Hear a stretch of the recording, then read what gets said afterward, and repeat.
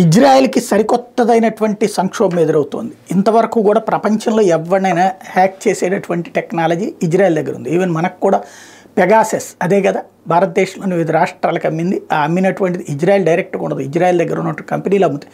ప్రభుత్వంతో ప్రభుత్వం ఒప్పందం అంటే, కానీ పేరుకి ప్రభుత్వంతో ప్రభుత్వం ఒప్పందం అని చెప్పేసి చివరికి ప్రైవేట్ సంస్థలకు ఇచ్చేశారు. తద్వారా ఆంధ్రప్రదేశ్ తెలంగాణలో ఫోన్ ట్యాపింగ్లు జరిగినాయి అంటే అదే కారణం. ఇప్పుడు అట్లాంటి కాన్సెప్టే ప్రధానమైనటువంటి చర్చకి తావిస్తుంది. ఏదయ్యా అంటే వాళ్ళది అంటే అందరి ప్రపంచంలో అందరి దోచేటటువంటి హ్యాకింగ్ ఉన్నటువంటి ఇజ్రాయెల్ వాళ్ళ వెబ్సైట్స్ని హ్యాక్ చేశారు. 8 మిలియన్ ఇన్సూరెన్స్కి సంబంధించినటువంటి ఇజ్రాయెల్ డేటా మొత్తం చోరీకి గురైంది.